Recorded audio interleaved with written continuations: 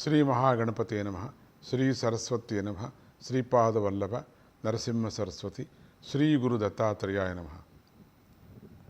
పరుల కోసమే ఈ తనువు, ఇంకొకరి కోసమే ఈ శరీరము. మేము ఇది అర్పణ చేశామండి, మేమే అర్పితమైపోయామండి అని కొంతమంది చెప్పుకుంటూ ఉంటారు అప్పుడప్పుడు. అర్పితం అంటే ఏమిటో మనకి కథ చెబుతూ ఉన్నది. జీమూతకేతు అనే రాజు ధర్మాత్ముడు. సంతానం కోసం కల్పవృక్షాన్ని ఆరాధించి ఒక పుత్రుడిని పొందాడు. అతడే జీమూత వాహనుడు. అతడు కూడా తండ్రిలాగానే ధర్మాత్ముడు. ఒకనాడు శత్రువులు వచ్చి రాజ్యం మీద పడ్డారు. అప్పుడు రాజైన ఆ జీమూతకేతు యుద్ధానికి బయలుదేరుతుంటే జీమూత వాహనుడు ఆపి, నాన్నగారు, ఈ సుఖాలు భోగాలు ఈ రాజ్యము మనకు శాశ్వతాలు కావు కదా, అలాంటప్పుడు ఇవి మనకు అవసరమంటారా అన్నాడట. జీమూతకేతువుకు కుమారుడి యొక్క భావం బాగా అర్థమైపోయి శత్రురాజుని పిలిచి వాడి నెత్తిని కిరీటం పెట్టి మెడలో దండ వేసి, అయ్యా, ఈ రాజ్యమంతా నీదే అని చెప్పి కుమారుడితో కలిసి వనానికి వెళ్ళిపోయాడు. జీమూత వాహనుడు వనంలో తిరుగుతుండగా ఒకనాడొక తల్లి బోరున ఏడుస్తూ ఉండటం చూసి ఆమె దగ్గరికి వెళ్ళి, అమ్మా తల్లి, ఎందుకమ్మా ఏడుస్తున్నావు అని అడిగాడట. అప్పుడు ఆమె, అయ్యా, మాది నాగజాతి, మేము రోజు ఆ గరుత్మంతుడికి ఆహారం కావాలి. ఈరోజు నా కొడుకు శంఖచూడుని వంతు వచ్చింది, రక్షించండి అని ఏడ్చిందట. జీమూత వాహనుడు, తల్లి భయపడుకు, అంతా నేను చూసుకుంటాను అని చెప్పి ఆమెను ఓదార్చాడు.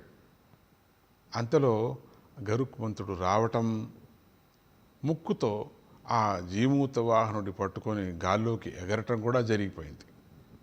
అక్కడ మాట ఇస్తూనే వచ్చేశాడు, తీసుకువెళ్ళిపోయాడు.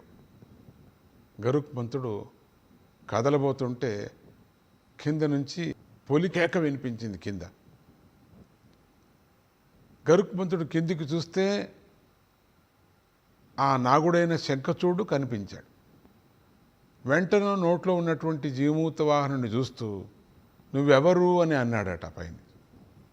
నన్ను జీమూత వాహనుడు అని చెప్పేసి అంటారు అని. శంఖచూడుడి తల్లి సహాయం చేయమన్నది, అందుకని చేస్తున్నాను అన్నాడట. సహాయం చేయటం అంటే ప్రాణాలు పోగొట్టుకోవటమా అన్నాడు గరుత్మంతుడు.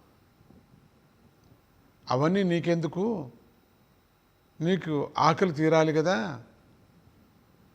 నేను ఆ తల్లికి సంతోషాన్ని కూర్చాలి, నన్ను నువ్వు తిని ఆకలి తీర్చుకో అన్నాడు జీమూత వాహనుడు.